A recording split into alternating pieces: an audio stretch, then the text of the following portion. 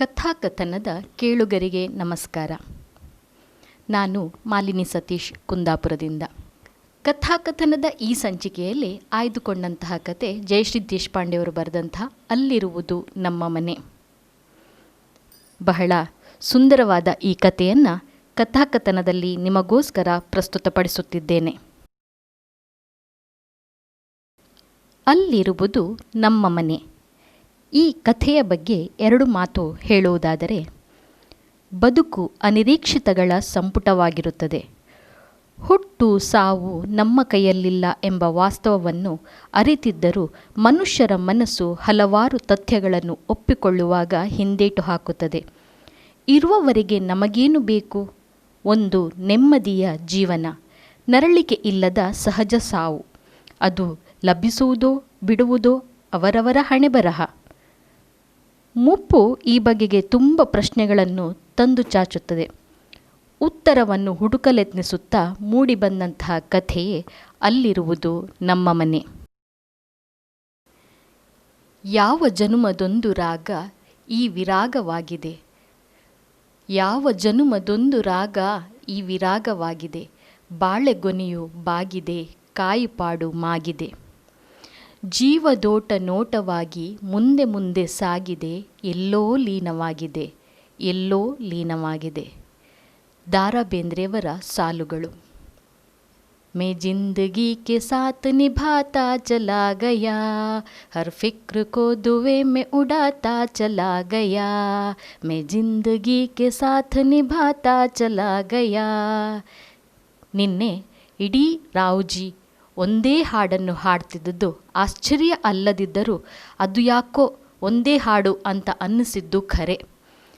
ಇವತ್ತು ಸಿಕ್ಕರೆ ಆ ಹಾಡಿನ ಸಿಲ್ವರ್ ಜುಬ್ಲಿಯೋ ಡೈಮಂಡ್ ಜುಬ್ಲಿಯೋ ಮಾಡ್ತಿದ್ರಾ ಅಂತ ಕೇಳಿಬಿಡಬೇಕು ಅಂದುಕೊಳ್ಳುತ್ತಾ ವೆಸ್ಟ್ ಸೈಡ್ ಗೇಟಿನ ಉದ್ಯಾನವನಕ್ಕೆ ಬಂದರೆ ಇಡೀ ದಿವಸ ಗಾಳಿ ಬೀಸಿ ಬೀಸಿ ಬೇಸರವಾದಂತೆ ಸಪ್ಪಗೆ ನಿಂತು ಮುಖ ಇಳಿಸಿಕೊಂಡಿದ್ದವು ನಂದನದೊಳಗಿನ ಅಸಂಖ್ಯ ಮರಗಳು. ಸೆಖೆಯ ಉಬ್ಬರ ಏರುತ್ತಿತ್ತು. ಆ ಗಿಡಮರಗಳ ಸಾಲನ್ನು ದಾಟುವಾಗ ಒಂದು ವಿಷಯ ಮತ್ತೆ ಮತ್ತೆ ನೆನಪಾಯಿತು ಅಯ್ಯನಿಗೆ. ಜೊತೆಯಲ್ಲಿ ಒಂದಿಷ್ಟು ನಗು ಮೂಡಿತ್ತು. ಆದರೆ ಆ ನಗು ಖುಷಿ ತುಂಬಿದ್ದಲ್ಲ ಎಂದು ಅವರಿಗೆ ಗೊತ್ತಿದೆ. ನಾಳಿನ ದಿನ ಏನು ಏನು ನಡೆಯಲಿದೆ ಎನ್ನುವುದನ್ನು ಕಷ್ಟಪಟ್ಟು ನೆನಪಿಡಬೇಕೇಕೆ? ನೋಟಿಸ್ ಬೋರ್ಡ್ ನೋಡಿದರೂ ಸಾಕು. ತಮಗೆ ಆ ತಾರೀಕು ಗೊತ್ತಿಲ್ಲ ಅಂತೇನಿಲ್ಲ. ಈ ಮನಸ್ಸು ಎಂದೊಂದು ಇದೆಯಲ್ಲ, ಅದು ಸುಮ್ಮನಿರುವುದೇ. ದಿನಾ ಒಮ್ಮೆ ಅದರ ಮುಂದಿನಿಂದ ದಾಟಿ ಹೋಗುವಾಗ ಅಲ್ಲಿ ಶಿರೀಷನ ಹೆಸರು ಇರಬಹುದೇನೋ ಎಂದು ಕತ್ತು ಸುಮ್ಮನೆ ಅಪ್ರಯತ್ನವಾಗಿ ಹೊರಳಿ ಅದೊಂದು ಒಳಮನದ ಆಸೆ ತಮಗೂ ಇದ್ದದ್ದು ನಿಜವೇ. ಆದರೂ ತಮ್ಮ ಮನಸ್ಸಿನ ತುಡಿತ ತೊಳಲಾಟಗಳು ಅಮ್ಮನಿಗೆ ತಿಳಿಯದಂತೆ ತಾವು ನೋಡಿಕೊಂಡಿದ್ದು ಸುಳ್ಳಲ್ಲ. ಹೀಗೆಲ್ಲ ಸುಮ್ಮನೆ ಕಾಯುತ್ತಾ ಇದ್ದರೆ ಅವನು ಬರಲಾರ ಅಂತ ಗೊತ್ತಿಲ್ಲವೇ ತಮಗೆ? ಶಿರೀಷ ಇಲ್ಲೆಲ್ಲೋ ಇಲ್ಲ, ಅವನಿರುವುದು ಸಾವಿರಾರು ಮೈಲುಗಳಾಚೆ. ಮತ್ತು ಆ ಮೈಲುಗಳ ನಡುವೆ ಸಪ್ತ ಸಾಗರಗಳಿರುವುದು ತಮಗೆ ಗೊತ್ತಿರುವಷ್ಟೇ ಖಚಿತವಾಗಿ ಅವಳಿಗೂ ಗೊತ್ತು. ಆದರೂ ಹೆತ್ತ ಕರುಳು, ಮಣ್ಣು ಮಸಿ. ತಮ್ಮ ಈ ತುಡಿತ ಅವಳಿಗೆ ತಿಳಿಯದಿದ್ದರೇನೇ ಸರಿ. ಅಲ್ಲ, ತಿಳಿದ್ರೂ ಏನು ಮಾಡ್ತಾಳೆ ಅವಳು? ಅಯ್ಯನಿಗಿಂತ ಹೆಚ್ಚಾಗಿ ಒಮ್ಮೊಮ್ಮೆ ಅವಳ ಕಣ್ಣು ಅಲ್ಲಿ ನೆಟ್ಟಿದ್ದನ್ನು ಇವರು ನೋಡದೇ ಇಲ್ಲ. ಮಾತಾಡದೇ ಇದ್ದಾಗಲೂ ಅಮ್ಮನ ತುಟಿಯಲ್ಲಿ ಒತ್ತಿಕೊಂಡಿರುವ ಹೆಸರು ಅದೊಂದೇ, ಶಿರೀಷ. ಅದರಲ್ಲೂ ಈಗ 3 ತಿಂಗಳ ಹಿಂದೆ ನಡೆದ ಸಿಟಿ ಸ್ಕ್ಯಾನಿನ ಫಲಿತಾಂಶವನ್ನು ತಾನವಳಿಗೆ ಹೇಳಿಲ್ಲದಿರಬಹುದು. ಆದರೆ ಜೀವದ ಒಳಗೊಳಗೆ ಇರುವ ಅದೃಶ್ಯ ಅಲಾರ್ಮಿಗೆ ಪ್ರಾಪಂಚಿಕರಿಗೆ ವೇದ್ಯವಾಗಲಾರದ ಅಂತರ್ಜ್ಞಾನ ಇರುವುದನ್ನು ಖಚಿತಪಡಿಸುವಂತೆ ಅಮ್ಮ ಒಳಗೊಳಗೇ ಇಳಿದು ತನ್ನ ಬಾಲ್ಯದಿಂದಲೇ ನಂಬಿಕೊಂಡು ಬಂದ ಕೃಷ್ಣನ ಎದುರು ಮಾತ್ರ ಮಾತನಾಡುವ, ಉಳಿದಂತೆ ಹೆಚ್ಚಾಗಿ ಮೌನಿಯಾಗಿರುವ ಅಮ್ಮ. ಇನ್ನುಳಿದದ್ದನ್ನು ತಾವೂ ಶಬ್ದಗಳ ಹಂಗಿಲ್ಲದೆ ಎದೆಯೊಳಗೆ ಕಲ್ಲುಗಳನ್ನು ತುಂಬುತ್ತಾ ಗಟ್ಟಿಗೊಳಿಸುವ ಪ್ರಯತ್ನದಲ್ಲಿ ದಿನಗಳು ಅವುಗಳ ಪಾಡಿಗೆ ಉರುಳುತ್ತಲೇ ಹೋಗಿವೆ. ಶಿರೀಷ ವಿದೇಶದಿಂದ ಬರುವುದೊಂದೇ ತಮ್ಮ ಜೀವಿತದ ಪರಮಗುರಿಯೇನೋ ಎಂಬಂತೆ ಕಾಯುತ್ತಿರುವುದನ್ನು ಅಲ್ಲಗಳೆಯುವುದು ಸಾಧ್ಯ ಅನ್ನಿಸುತ್ತಿಲ್ಲ. ಬೋಗನ್ವಿಲ್ಲಾ ಮಂಟಪ ದಾಟುವಾಗ ಪಾಂಡು ಕರೆದರು. ಅಲ್ರಿ, ನೋಡ್ದಂಗೆ ಹೋಗ್ತಿರೇನೋ? ನಗು ಬಂತು. ಪಾಂಡು ಆಡಿದ್ದು ಸುಳ್ಳು ಎಂದು ಇಬ್ಬರಿಗೂ ಗೊತ್ತು. ಆದರೂ ಈ ಹಿಡಿದು ನಿಲ್ಲಿಸುವ ಅವರ ಆಟಕ್ಕೆ ನಕ್ಕು ಒಮ್ಮೊಮ್ಮೆ ಅಂಥದ್ದಕ್ಕೆಲ್ಲ ತಾವೂ ಏನೋ ತಿರುಗೇಟು ಹೊಡೆದು ಒಂದಿಷ್ಟು ಹರಟೆ ಸಹ ಕೊಚ್ಚಿ ದಾಟಿದಾಗ ಇಬ್ಬರಿಗೂ ಏನೋ ಸುಖ. ಇವತ್ತ್ಯಾಕೋ ಕಾಲೇ ನಿಲ್ಲಲಿಲ್ಲ. ಎಲ್ಲಿಗೆ ಹೊರಟಿವೆ ಅಂತ ಅವಕ್ಕೆ ಗೊತ್ತಿಲ್ಲ. ಆದರೂ ಎಳೆದುಕೊಂಡು ಈ ಪಾಂಡು ಎಂಥ ವ್ಯಕ್ತಿ ಅಂತ ಮೂಡಿಸುವ ಆಶ್ಚರ್ಯ ತಮ್ಮ ಹಾಗೆ ಇಲ್ಲಿನವರೆಲ್ಲರಿಗೂ ಉಂಟು. ಸತ್ತ 13 ದಿನಕ್ಕೆ ಹೆಂಡತಿಯ ಕರ್ಮ ಮುಗಿಸಿ ನೇರ ಇಲ್ಲಿಗೆ ಬಂದ ಮನುಷ್ಯ. ಇರುವ ಅವನ 3 ಹೆಣ್ಣು ಮಕ್ಕಳು ಪದೇ ಪದೇ ಹೀಗೆ ಅನಾಥರ ಹಾಗೆ ಇಲ್ಲಿ ಬಂದ್ಯಲ್ಲ ಅಪ್ಪ, ನಾವು ನಿಮ್ಮ ಪಾಲಿಗಿಲ್ಲ ಅಂತ ಇಲ್ಲಿ ಬಂದ್ಯಾ, ಹೂವಿನ ಹಾಗೆ ನೋಡ್ಕೊಳ್ತೀವಿ, ಸಾಕಿನ್ನು ನಡಿ ಅಪ್ಪ ಬಂದಾಗಲೆಲ್ಲ ಅನ್ನುತ್ತಾರೆ ಇಂಥ ಮಾತುಗಳನ್ನು. ಆ ಹುಡುಗಿಯರ ಯಾವುದೇ ಹಕ್ಕೊತ್ತಾಯಕ್ಕೂ ಈತ ಜಗ್ಗದೆ, ಇರಲಿ ಹೋಗಿ ಬರ್ರಮ್ಮ, ನಾನು ಈಜಲಿಕ್ಕೆ ಹೋಗಬೇಕು ಅನ್ನುತ್ತಾ ಅವರನ್ನು ನಯವಾಗಿ ಮರಳಿ ಕಳಿಸಿ ಒಳಗೆ ಹೋಗಿ ಮಂಡಿ ಮಡಚಿ ಧ್ಯಾನಕ್ಕೆ ಕೂರುವ ಸುಖಪುರುಷ. ಹೌದು, ಸ್ವಂತಿಕೆಗೆ ಪರ್ಯಾಯವಾಗಿ ಯಾರನ್ನಾದರೂ ಹೆಸರಿಸಬೇಕೇ? ಇದ್ದಾರಲ್ಲ, ಪಾಂಡು. ಇನ್ನು ಮರಡಹಳ್ಳಿ ವೆಂಕಟಸುಬ್ಬಯ್ಯ ಅಂತ ಇದ್ದ. ತಮ್ಮ ಉದ್ದನೆಯ ಹೆಸರನ್ನು ಬರೀ ಅಯ್ಯ ಎಂದು ಪ್ರಚುರಪಡಿಸಿದ್ದು ಈ ಪಾಂಡುವೆ. ನಿನ್ನ ಹೆಸರು ಪೂರಾ ಹಿಡಿದು ಕರಿಬೇಕಂದ್ರೆ ನಮ್ಮ ಹೆಸರೇ ಮರ್ತು ಹೋಗುತ್ತಲ್ಲೋ ಅಯ್ಯೋ. ಅಂದಹಾಗೆ ಅಯ್ಯ ಅನ್ನೋದೇ ಚೆನ್ನಾಗಿದೆ ಅಲ್ವೇನ್ರೋ, ಇದೇ ಇರಲಿ ಬಿಡು ಅನ್ನುತ್ತಾ ತನ್ನ ಟಿಪಿಕಲ್ ಮಜಲಿನ ನಗೆ ನಕ್ಕು ಅದೇ ಗಟ್ಟಿಯಾಗಿ ಬಿಟ್ಟಿತ್ತು. ಕಮ್ಯುನಿಟಿ ಹಾಲ್ ಹತ್ತಿರ ಅಪ್ರಯತ್ನವಾಗಿ ನಿಂತದ್ದು ಅರಿವಿಗೆ ಬಂದಾಗ ಒಳಗಿನಿಂದ ಉಕ್ಕಿ ಹರಿದು ಉಳಿದವರಲ್ಲೂ ಪ್ರತಿಧ್ವನಿಸಿ ಕುತೂಹಲ ಕೆರಳಿಸಿದ್ದ ಆ ದೊಡ್ಡ ನಗೆ ಅಂದರೆ ರಾವ್ಜಿ ಅಂಕಲ್ ಅಲ್ಲೇ ಇರುವ ಸೂಚನೆ. ತಮ್ಮ 6ನೆಯ ಮನೆಯಲ್ಲಿ ನಡೆದಿದ್ದ ಕಳ್ಳನ ಪ್ರಸಂಗದ ವರ್ಣನೆಯೇ ಇದ್ದೀತು ಈ ನಗೆಯಬ್ಬರದ ಹಿಂದಿನ ಕತೆ. 12 ಬಾರಿಯಾದರೂ ಕೇಳಿರಬೇಕು ತಾವದನ್ನು. ಅವರ 1, 2, 3ನೆಯ ಮನೆಗಳು ಎಷ್ಟು ಭದ್ರವಾಗಿದ್ದವು, ಅದಕ್ಕೆ ತಾನು ಏನೆಲ್ಲ ಸೇಫ್ಟಿ ವ್ಯವಸ್ಥೆ ಮಾಡಿದ್ದೆ ಅಂತ ದಿನಗಟ್ಟಲೆ ಕೊರೆಯುತ್ತಾ 6ನೆಯ ಮನೆಯಲ್ಲಿದ್ದ ತಮ್ಮ ಟೆನೆಂಟು ಹೇಗೆ ಬೇಜವಾಬ್ದಾರಿ ಮಾಡಿ ಅದಕ್ಕೇ ಅಲ್ಲಿ ಕಳ್ಳತನ ಆಯಿತು ಎಂಬ ಕಥೆ. ರಾವ್ಜಿ ಅಂಕಲ್ ಎಲ್ಲಿಂದ ಬಂದರು ಅನ್ನೋದನ್ನು ಮೊದಲು ಹೇಳಿಬಿಟ್ರೆ ಮುಂದಿನ ಸಂಗತಿಗಳು ಅರ್ಥವಾಗುವುದು ಸುಲಭ. ದಿಲ್ಲಿ ಬೆಳೆದು ಸಾಕಾಗಿ ಅತ್ತಿತ್ತ ಹರಿದಾಡಿತಲ್ಲ, ಆಗ ನೋಯ್ಡಾ ಎನ್ನುವ ಅದರ ಬಾಲಕ್ಕೂ ಎದ್ದೇಳುವ ಹುಕ್ಕಿ ಏರಿ ಹುಚ್ಚೆದ್ದು ಇನ್ನೂ ಅಷ್ಟು ಬೆಳೆದು ಅಭಿವೃದ್ಧಿ ಅಂತ ಇನ್ಫಾರ್ಮೇಷನ್ ತಂತ್ರಜ್ಞಾನ ಅನ್ನುವ ಹೊಸ ಎಲೆಕ್ಟ್ರಾನಿಕ್ ದೈವಕ್ಕೆ ಹಗಲಿರುಳಿನ ಪೂಜೆ, ಅರ್ಥಾತ್ ಐಟಿಗೆ ರತ್ನಗಂಬಳಿ ಹಾಸಿ ಹೊಚ್ಚುತ್ತಿದ್ದಾಗ ದಿಲ್ಲಿ ಜನಕ್ಕೆ, ಅದರಲ್ಲೂ ರಾವ್ಜಿಯಂಥ ಕಟ್ಟಡ ಕಾಂಟ್ರಾಕ್ಟರ್ಗಳಿಗೆ ಸ್ವರ್ಗ ತಾನೇ. ಒಟ್ಟು 6 ಪ್ರಾಜೆಕ್ಟ್ ಮಾಡಿದ್ದೆ ನಾನು. ಹಿಂದಿ ಕಲಿಸಿಕೊಂಡು ಕನ್ನಡ ಹೊದ್ದುಕೊಂಡು ಹೊರಬೀಳುವ ಓತಪ್ರೋತ ವಾಗ್ಝರಿ ರಾವ್ಜಿಯವರದು. 3 ಅಪಾರ್ಟ್ಮೆಂಟ್ ಬಿಲ್ಡಿಂಗ್, ಇನ್ನೂ 3 ಮನೆ. ಏನೆಲ್ಲ ಮಾಡರ್ನ್ ಫೆಸಿಲಿಟೀಸ್ ಕೊಟ್ಟಿದ್ದೆ ಅಂದರೆ ಒಮ್ಮೆ ಬಂದು ನೋಡಿಬಿಡಿ ನೀವು. ಆಗ ಇದ್ಯಾವ ದೇಶದಲ್ಲಿದ್ದೀನಿ ಅಂತ ಬಾಯಲ್ಲಿ ಬೆರಳಿಟ್ಟುಕೊಳ್ಳದಿದ್ದರೆ ಆಮೇಲೆ ಹೇಳಿ ನನಗೆ. ಆತ್ಮವಿಶ್ವಾಸ ಉಕ್ಕಿ ಹರಿಯುತ್ತಿದ್ದ ದನಿಯದು. ಸುತ್ತ ಕೂತವರು ಬಾಯಲ್ಲಿದ್ದ ಸೂಪಿನ ಚಮಚವನ್ನೂ ಮರೆತು ಕೇಳಿಸಿಕೊಳ್ಳದಿದ್ದರೆ ಸಾಧ್ಯವಿಲ್ಲ ಬಿಡಿ. ಈ ರಾವ್ಜಿ ನಿಜಕ್ಕೂ ಮಾಡಿದ್ದಕ್ಕಿಂತ ಹೆಚ್ಚು ಬುರುಡೆ ಎಂದು ಕೆಲವರಿಗಿರುವ ಅನುಮಾನ ಅರ್ಥವಾಗುವಷ್ಟರಲ್ಲಿ ಅವರ ದಿಲ್ಲಿ ಪ್ರಾಜೆಕ್ಟ್ ಕತೆಗಳೆಲ್ಲ ಎಷ್ಟೋ ಜನಕ್ಕೆ ಕಂಠಪಾಠವಾಗಿತ್ತು, ಅಯ್ಯನಿಗೂ. ಹಾಗೆ ರಾವ್ಜಿ ಪೂರ್ಣ ಸುಳ್ಳಂತೂ ಅಲ್ಲ. ಆತ ದಿಲ್ಲಿಯಲ್ಲಿ ಕಾಂಟ್ರಾಕ್ಟರು ಹೌದು, 1-2 ಮನೆ ಕಟ್ಟಿದ್ದು ನಿಜವೇ. ಸದಾ ಕೊಚ್ಚಿಕೊಳ್ಳುವಂತೆ 6-8 ಮನೆಗಳು ಏನಲ್ಲ, ಭಾರಿ ಪ್ರಾಜೆಕ್ಟ್ಗಳೂ ಅಲ್ಲ. ಮಕ್ಕಳಿಲ್ಲದೆ ಅದಕ್ಕೆ ನೀನೇ ಕಾರಣ ಅಂತ ಗಂಡನನ್ನು ದೂರಿ ಹೆಂಡತಿ ವಿಚ್ಛೇದನ ಕೊಟ್ಟು ಇದ್ದ ಆಸ್ತಿಯಲ್ಲಿ ಅರ್ಧವನ್ನು ಕೋರ್ಟಿನ ಮುಖಾಂತರವೇ ಕಿತ್ತುಕೊಂಡು ಹೋದಾಗ ಉಳಿದ ಒಂದಷ್ಟನ್ನು ಮಾರಿ ಅದೇ ರಕಮ್ಮಿನಲ್ಲಿ ಇಲ್ಲಿಗೊಂದಷ್ಟು ಡೆಪಾಸಿಟ್ ಮಾಡಿ ಕಾಲ ಕಳೆಯುವ ನಿರ್ಧಾರ ಮಾಡಿದ್ದು ತಪ್ಪಲ್ಲವಲ್ಲ.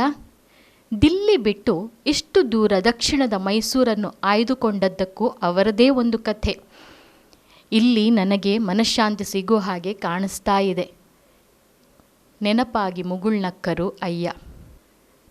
ಚಾಹೆ ಕೋಯಿ ಮುಜ್ಕೋ ಗಾಲಿಯಾ ಹಜಾರ್ ದೇ, ಅರೆ ಮಸ್ತ್ ರಾಂಬನ್ ಕೆ ಜಿಂದಗಿ ಕೆ ದಿನ್ ಗುಜಾರ್ದು. ರಾವ್ಜಿಯ ಬದುಕಿನ ಹಾಡು.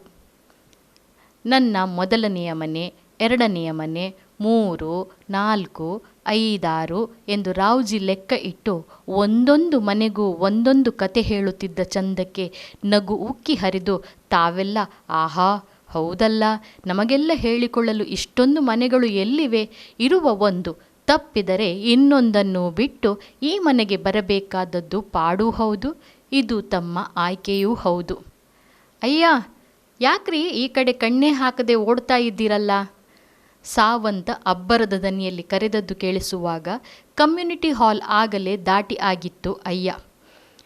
ಪ್ರತಿನಿತ್ಯ ಸಾವಂತ್ ಜೊತೆಗೆ ಎರಡಾಟ ಚೆಸ್ ರೂಢಿ. ಬೆಳಗ್ಗೆಯೇ ಇಂಟರ್ಕಾಮ್ನಲ್ಲಿ ಸಾವಂತ್ ಮಾತಾಡಿ, ಅಯ್ಯ ಇವತ್ತು ನಿಮ್ಮನ್ನು ಸೋಲಿಸದೆ ಬಿಡಲ್ಲ ನಾನು, ಹಾ ಬರ್ತೀರಿ ತಾನೇ ಅಂತ ನೆನಪು ಮಾಡಿಯೂ ಆಗಿತ್ತು. ದಿನಾ ಸೋಲುತ್ತಿದ್ದರೂ ಇದನ್ನೇ ಹೇಳುವುದು ಅವರಿಗೆ ರೂಢಿ. ಸೋಲು ಎನ್ನುವುದು ಹೀಗೆ ಅಭ್ಯಾಸವಾಗಿ ಬಿಡುವ ವಯಸ್ಸೇ ನಮ್ಮದು. ಆಗ ಬಹಳ ಹಿಂದೇನಲ್ಲ ಎಂಥೆಂಥ ಸವಾಲುಗಳಿಗೆ ಎದೆ ಚಾಚಿ ನಿಂತು ನೀನೇನು, ನಿನ್ನ ಶಕ್ತಿ ಏನು ಅಂತ ಸೆಡ್ಡು ಹೊಡೆದದ್ದು, ಸವಾಲುಗಳನ್ನು ಆನಂದಿಸಿದ್ದು. ಛೆ, ಇವತ್ತ್ಯಾಕೋ ಇಸ್ಪೀಟಾಗಲಿ ಚೆಸ್ ಆಗಲಿ ರುಚಿ ಆದಾವು ಅಂತ ಅನ್ನಿಸುತ್ತಿಲ್ಲ. ಒಂದೇ ಚಿಂತೆ, ನಾಳೆ ಶಿರೀಷ ಬರುವುದು ಎಷ್ಟು ನಿಜ? ಅಂದರೆ ಬರ್ತಾನೋ ಇಲ್ಲವೋ? ಅಮ್ಮನಂತೂ ಕಣ್ಣಲ್ಲೇ ಜೀವ ಇಟ್ಟು ಅಂತಾರಲ್ಲ ಹಾಗೆ ಕೂತಿದ್ದಾಳೆ. ಅಥವಾ ಕಳೆದ ಬಾರಿಯ ಹಾಗೆ ಕೊನೆಗಳಿಗೆಯಲ್ಲಿ ಇಲ್ಲ ಏನೋ ಬರಲಿಕ್ಕಾಗಿಲ್ಲ, ಕೆಲಸ ಬಂತು, ಇನ್ನೊಮ್ಮೆ, ಹೀಗೆ 1 ಅಥವಾ 2 ಸಾಲಿನ ಜವಾಬಿನಲ್ಲಿ ಮುಗಿಸಿದರೆ?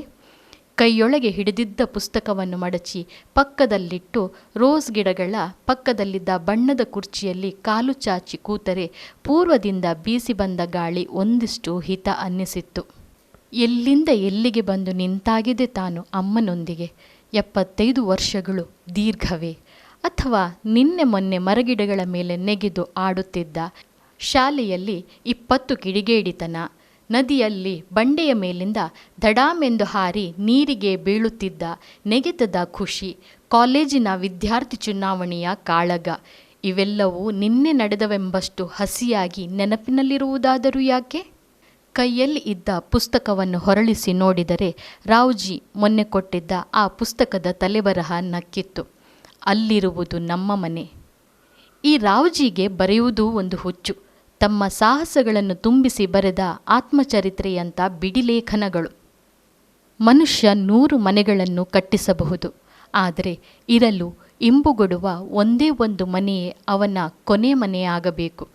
ಎಲ್ಲಿ ನೆಮ್ಮದಿ ಶಾಂತಿ ಸಿಗುವುದೋ, ಎಲ್ಲಿ ಅವಮಾನ ಅಸಹ್ಯಗಳನ್ನು ಸಹಿಸಬೇಕಾಗಿ ಬರುವುದಿಲ್ಲವೋ, ಎಲ್ಲಿ ಸ್ವಾಭಿಮಾನಕ್ಕೆ ಸ್ಥಳಾವಕಾಶ ಇರುವುದೋ, ಎಲ್ಲಿ ತನ್ನೆಲ್ಲ ಜವಾಬ್ದಾರಿಗಳಿಂದ ಮುಕ್ತನಾಗಿ ತನ್ನನ್ನು ತಾನೇ ಆಗಿ ಅರಿತುಕೊಳ್ಳುವ ವಾತಾವರಣ ಇರುವುದೋ, ಅದೇ ನನ್ನ ನಿಜವಾದ ಮನೆ.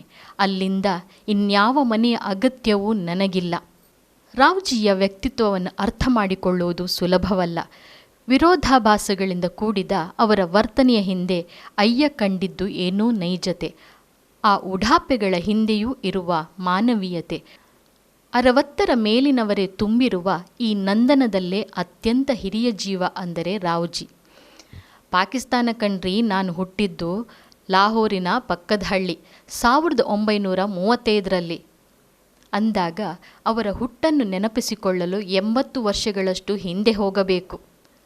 ಹಾಗಾದರೆ ಲಾಲ್ ಕೃಷ್ಣ ಅಡ್ವಾಣಿ ನಿಮ್ಮ ಗೆಳೆಯರಿರಬೇಕು ಅಂತ ಪಾಂಡು ಚೇಷ್ಟಿಸಿದರೆ, ಹೌದ್ರಿ ಅವನಂತೂ ರಾಜಕೀಯಕ್ಕೆ ಹೋಗಿ ಕೆಟ್ಟು ಹೋದ.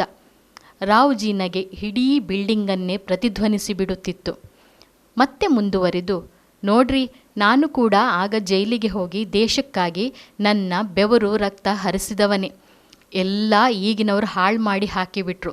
ಹೇಗಿದ್ದ ನಮ್ಮ ದೇಶ ಈಗೇನಾಗಿದೆ ಹೇಳಿ? ಈಗಿನ ಪರಿಸ್ಥಿತಿ ಕಂಡ್ರೆ ಭವಿಷ್ಯ ಏನಾದೀತು ಅಂತ ಯಾರಾದರೂ ಯೋಚನೆ ಮಾಡಿದ್ದೀರಾ?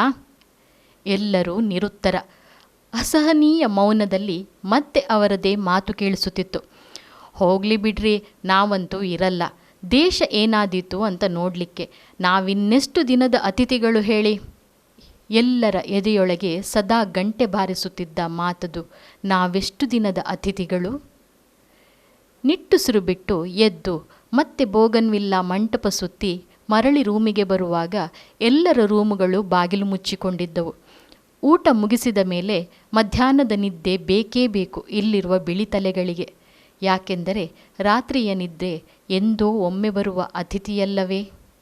ಅಮ್ಮ ಹೊರಳಿ ಮಂಚದಿಂದ ಏಳುವ ಪ್ರಯತ್ನ ಮಾಡುತ್ತಾ, ಇದೇನು ಈ ಬಿಸಿಲಲ್ಲಿ ಹೀಗೆ ತಿರುಗಿ ಬರ್ತಾ ಇದ್ದೀರಿ? ಆರೋಗ್ಯ ಏನಾದೀತು? ಡಾಕ್ಟರ್ ಮೊನ್ನೆ ಹೇಳದ್ದು ನೆನಪಿಲ್ವಾ? ಆಯಾಸ ಮಾಡ್ಕೋಬಾರ್ದು ಅಂದಿಲ್ಲವೇನೋ? ಅದೇ ಅಮ್ಮನ ಅಭ್ಯಾಸ. ತನ್ನೆದುರಿನಲ್ಲಿ ಇರುವವರೇ ಅವಳಿಗೆ ಮುಖ್ಯ.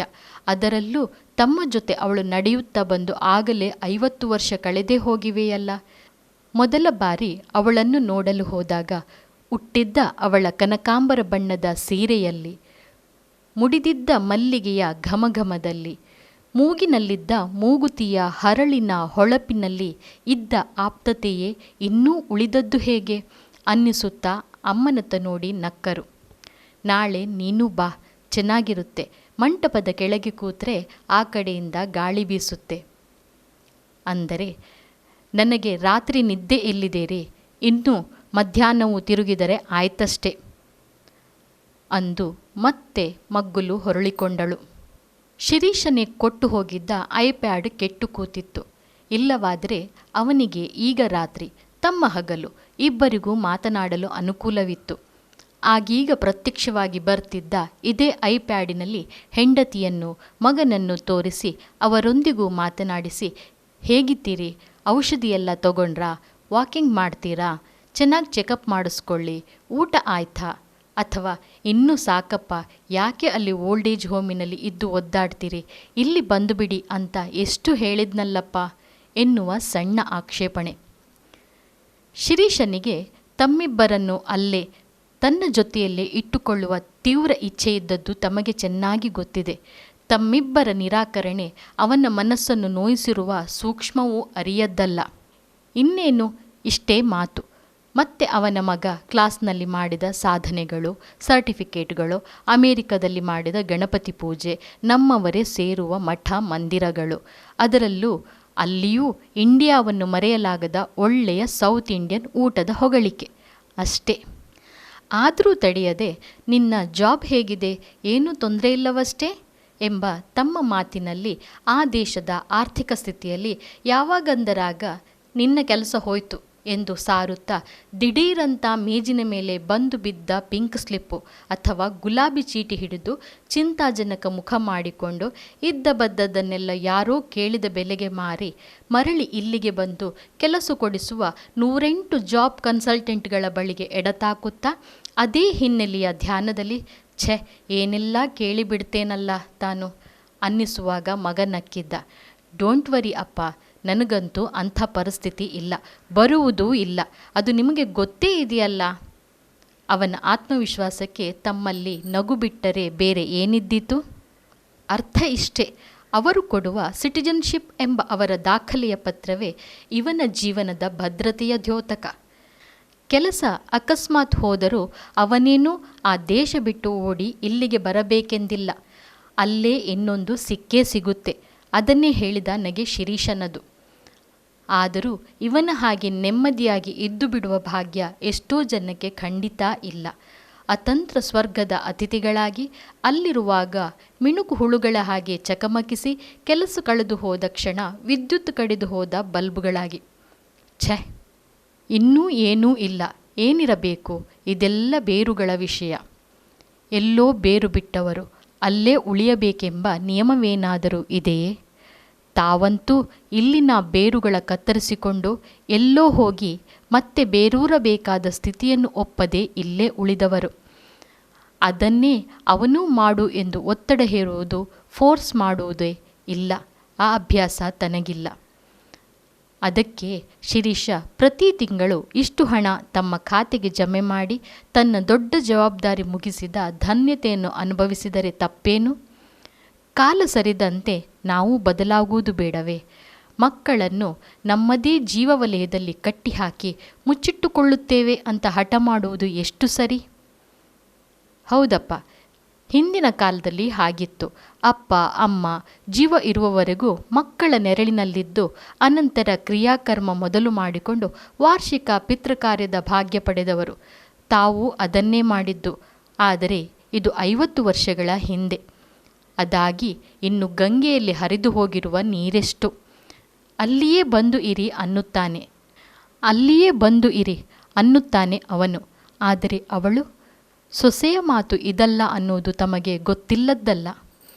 ಮೇಜಿನ ಮೇಲಿದ್ದ ಜಗ್ಗಿನಿಂದ ಗ್ಲಾಸಿಗೆ ನೀರು ಹಾಕಿ ಕುಡಿಯುವಾಗ ಮೊನ್ನೆ ತಂದಿಂದ ಸ್ಕ್ಯಾನಿಂಗ್ ರಿಪೋರ್ಟ್ ನೆನಪಾಗಿ ಅಮ್ಮ ಮಲಗಿದ್ದಾಳೆ ಎಂದು ಖಚಿತಪಡಿಸಿಕೊಂಡು ಮೆಲ್ಲನೆ ಮತ್ತೆ ಬಗ್ಗಿದರೆ ಯಾಕೋ ಇವಳು ಇನ್ನಷ್ಟು ಸಣ್ಣಗಾಗಿದ್ದಾಳೆಯೇ ಅನಿಸಿ ಇರಲಿಕ್ಕಿಲ್ಲ.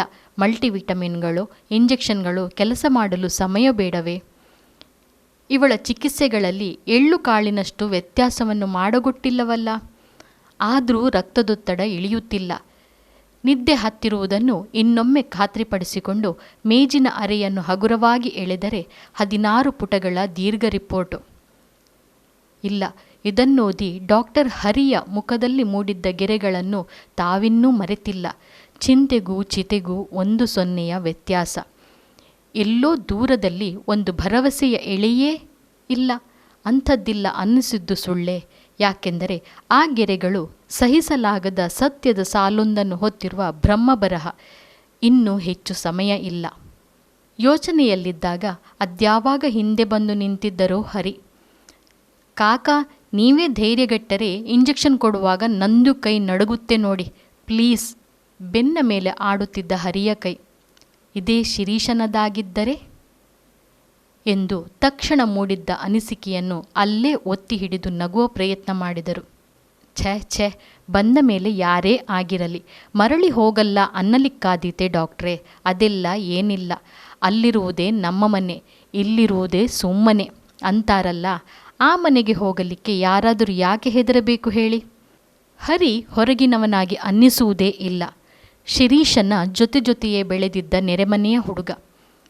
ತಮ್ಮವನು ಬೇರುಗಳನ್ನು ಇಲ್ಲೇ ಉಳಿಸಿಬಿಟ್ಟು 10,000 ಮೈಲಿಯಾಚೆ ಹೊಸದಾಗಿ ಊರಿಕೊಂಡು ಉಳಿದು ಹೋದಂತೆ ಇವನ ಕತೆಯಲ್ಲ. ಹೆಚ್ಚು ಮಾತಾಡದೆ ಬೀಳ್ಕೊಟ್ಟ ಹರಿಯಲ್ಲಿದ್ದ ಆ ವೈದ್ಯ ಬಾಗಿಲು ದಾಟುತ್ತಿದ್ದಂತೆ ತಮ್ಮ ಬೆನ್ನನ್ನೇ ಕರುಣೆಯಿಂದ ದಿಟ್ಟಿಸಿರಬೇಕು ಎಂದು ಅರಿವು. ಸಾವು ಬದುಕಿನ ನಡುವಿನ ಆಟದಲ್ಲಿ ಒಮ್ಮೊಮ್ಮೆ ಅತೀವ ಅಸಹಾಯಕರಾಗುವವರು ವೈದ್ಯರು. ಹೌದೇ? ಕಾಕಾ, ಇನ್ನೂ ತಡ ಯಾಕೆ ಮಾಡ್ತೀರಿ? ಶಿರೀಷನ ಹತ್ರ ನಾನೇ ಮಾತನಾಡಲೇ? ಹರಿಯ ಕಾಳಜಿಗೆ ತಡೆ ಹಾಕಿದ್ದು ತಾವೇ. ಇನ್ನೇನು ಮುಂದಿನ ತಿಂಗಳು ಬರ್ತಾ ಇದ್ದಾನಲ್ಲ, ಯಾಕೆ ಗಾಬರಿ ಮಾಡಬೇಕು? ನೀನಿದ್ದೀಯಲ್ಲ ಅನ್ನುತ್ತಾ ಮತ್ತೆ ಬಂದಾದರೂ ಏನು, ಮತ್ತೆ ಬರಬೇಕಾಗುತ್ತೋ ಏನೋ. ಅದರರ್ಥ ಇಬ್ಬರಿಗೂ ಗೊತ್ತು. ಅವರ ಕರ್ಮಗಳಿಗೆ ಬೇಕಲ್ಲ ಅವನು. ಹರಿ ಮತ್ತೆ ಮಾತಾಡಲಿಲ್ಲ. ಅಲ್ಲಿಯೇ ಹೋಗಿದ್ದರೆ ಕೆಲವೊಂದು ಹೆಚ್ಚಿನ ವೈದ್ಯಕೀಯ ಚಿಕಿತ್ಸೆ ಮಾಡಿಸಿ ಸಾವನ್ನು ಇನ್ನೊಂದಷ್ಟು ಸಮಯ ಮುಂದೂಡಬಹುದೆಂದು ಗೊತ್ತು. ಆದರೆ ಅದಕ್ಕೆ ಮಾಡಬೇಕಾದ ಖರ್ಚಿನ ಆಲೋಚನೆ ಮಾಡದಂತೆ ಕಟ್ಟಿಹಾಕಿತ್ತು. ರಾತ್ರಿ ಮ್ಯೂಸಿಕ್ ರೂಮ್ನಲ್ಲಿ ರಾವ್ಜಿಗೆ ಹಾಡುವ ಹುಕ್ಕಿ ಏರಿತ್ತು. ಅಪರೂಪವೇನಲ್ಲ ಅದು. ಮನಸ್ಸು ಖುಷಿಯಾಗಿದ್ದಾಗ ಅಥವಾ ಕೆಲವೊಮ್ಮೆ ದುಃಖವೂ ಇದ್ದೀತು. ರಾವ್ಜಿ ಹಿಂದಿ ಸಿನೆಮಾ ಹಾಡುಗಳ ಮೂಟೆ ಬಿಚ್ಚಿ ಕೂರುವುದು ಸಾಮಾನ್ಯ. ಇವತ್ತು ಕೈಯಲ್ಲಿ ಕರೋಕೆ ಹಿಡಿದು ಆ ಮೂಲೆ ಈ ಮೂಲೆ ಸುಳಿದಾಡಿ ರಫಿ, ಮುಕೇಶ್, ಮನ್ನಾಡೆಯವರ ಹಾಡುಗಳಲ್ಲಿ ಎಲ್ಲರನ್ನೂ ಮುಳುಗಿಸಿ ತೆಗೆದದ್ದು ಮುಗಿಯುವಾಗ 10 ಗಂಟೆಯ ಅಂಕಿಯ ಮೇಲೆ ಗಡಿಯಾರದ ಮುಳ್ಳು ಹೋಗಿ ಕೂತಿತ್ತು.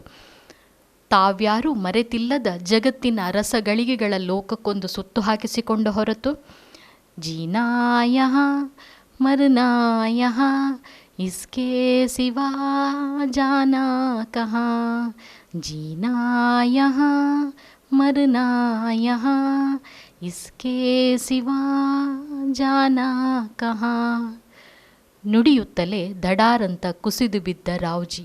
ಬೆಳಗಾಗುವ ಹೊತ್ತಿಗೆ ಜಗತ್ತಿಂದ ಎದ್ದೇ ಹೋಗಿಬಿಟ್ಟ ಸತ್ಯ ಜೀರ್ಣಿಸಿಕೊಳ್ಳಲಾಗದ ವಾಸ್ತವವಾಗಿ ನಿಂತು ಬಿಟ್ಟಿತ್ತು. ನಿಜ ಹೇಳ್ತಿದ್ದ ರಾವ್, ಎಷ್ಟು ಮನೆ ಕಟ್ಟಿದರೇನು, ಕೊನೆಗೆ ನಮ್ಮ ಮನೆ ಯಾವುದು ಅಂತ ನಿರ್ಧರಿಸೋದು ನಮ್ಮ ಕೈಯಲ್ಲಿಲ್ಲ. ಪಾಂಡು ಚೆಲ್ಲಿದ್ದು ನಗೆಯೋ ಅಳುವೋ ಲೆಕ್ಕ ಸಿಗದೆ ಹೋಗಿತ್ತು. ಸುತ್ತಲೂ ತುಂಬಿದ ನೀರವ ಮೌನಕ್ಕೆ ಇಷ್ಟು ಶಕ್ತಿ ಇರಬಹುದೇ ಅನ್ನಿಸುವ ವಾತಾವರಣ. ಸಾವಿನ ಬಗ್ಗೆ ಹಗುರವಾಗಿ ಮಾತಾಡುವವರೂ ಹೆಪ್ಪುಗಟ್ಟಿದ ಇದೇ ಮೌನ ಹೊದ್ದಿದ್ದು ಅಸಹಜ ಅನ್ನಿಸಲೇ ಇಲ್ಲ. ಇವರ ಹೆಂಡತಿ ಬರಬಹುದೇ? ಎಲ್ಲೋ ಇದ್ದ 4 ಪಿಸುಧ್ವನಿಗಳು ಅಲ್ಲೇ ಅಡಗಿದವು. ಇಲ್ಲ ಎಂದು ಯಾರೂ ಹೇಳದೆಯೋ ಗೊತ್ತಾಗಿತ್ತು. ಆ ಅವಕಾಶವನ್ನೇ ಬಿಟ್ಟಿರಲಿಲ್ಲ ರಾವ್ಜಿ. ತನ್ನ ಅಂತಿಮ ಕಾರ್ಯ ನೀವೇ ಮಾಡಿ ಎಂದು ಮ್ಯಾನೇಜ್ಮೆಂಟಿಗೆ ಬರೆದುಕೊಟ್ಟು ಮರೆತು ಬಿಟ್ಟ ಸುದ್ದಿ ಕೆಲವರಿಗೆ ಮಾತ್ರ ಗೊತ್ತು. ನಂದನ ಇನ್ನೊಂದು ಬೀಳ್ಕೊಡುಗೆಯ ತಯಾರಿ ನಡೆಸಿದ ಕಥೆ ಒಳಗಿದ್ದ ಎಲ್ಲರ ಧೈರ್ಯಕ್ಕೆ ಸವಾಲೊಡ್ಡಿ ಅಂತಿಮ ಸತ್ಯ ಇದೇ ಅಂದದ್ದನ್ನು ಒಪ್ಪಿಕೊಳ್ಳುವುದು ಅನಿವಾರ್ಯ ಅನ್ನಿಸಿದ ಸಮಯ. ಯಾವಾಗಲೂ ಬಡಬಡ ಎನ್ನುವ ಪಾಂಡು ಮೌನವು ಸಹಿಸಲು ಇನ್ನೂ ಕಠಿಣ ಅನ್ನಿಸತೊಡಗಿದ್ದು. ಶವದ ವಾಹನದಲ್ಲಿ ನೀಳವಾಗಿ ಕಾಲು ಚಾಚಿದ ರಾವ್ಜಿಯ ಅಜಾನುಬಾಹು ದೇಹಕ್ಕೆ ಒಂದು ಹೂಮಾಲೆ ಇಡುವಾಗ ಕೈಕಾಲುಗಳು ತರತರ ಅಂದದ್ದು. ತಾವೆಲ್ಲ ಅದೇ ಸರತಿ ಸಾಲಿನಲ್ಲಿ ನಿಂತ ಹಾಗೆ ಅನ್ನಿಸಿದ್ದು.